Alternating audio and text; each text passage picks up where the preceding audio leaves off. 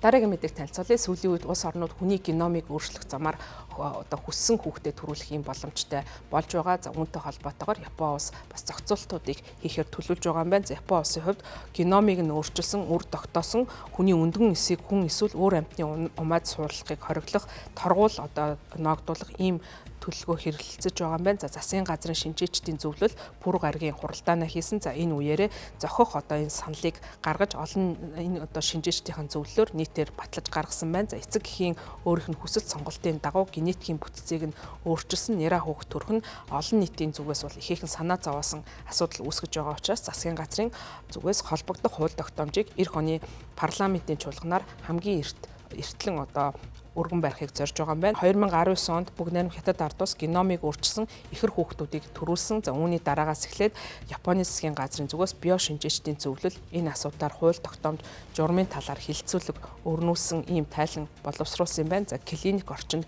геномыг өөрчилсөн явдал нь Японд тухайн үедээ болоогүй учраас энэ талаар ямар нэгэн хууль тогтоомж батлаагүй. Гэхдээ өр хөврөлийн эсийн судалгааны сүүлийн үеийн дэвшлийг харгалзан засгийн газраас холбогдох хууль тогтоомжийг дахин боловсруулах талаар хилцгээр шийдсэн байна. Энэхүү зүйл нь өдөөгцөн олон талт үүдэл эс буюу IPSS-ийг ашиглан судалгаа хийгдсэнтэй холбоотой.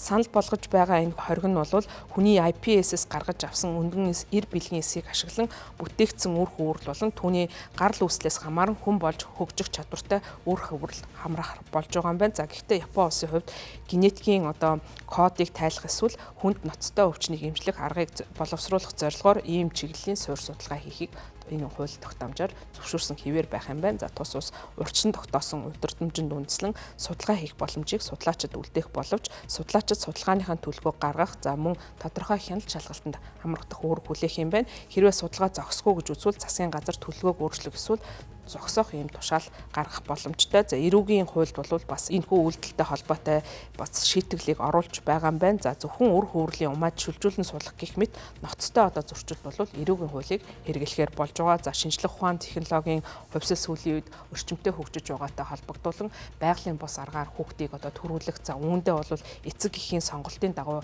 генетикийн бүтцийг нь өөрчлөх хүссэн одоо хүүхдээ гаргах зэргээр олон нийтийн одоо саналыг зовоосон ийм асуудал үүсэж байгаа. За энэ нь бол мэдээж ёс суртахуун болон одоо байгалийн хуультай зөрчилдөж байна гэсэн олон нийтийн одоо санал асуулгуудыг бий болгож олон нийт хилцүүлэг өрнүүлж байгаа учраас засгийн газрын зүгээс энэхүү арга хэмжээг одоо явуулж 20 арга хэмжээ бас тавих ийм одоо хууль эрх зүйн зохицуултыг боловсруулж ажиллаж байгаа юм байна.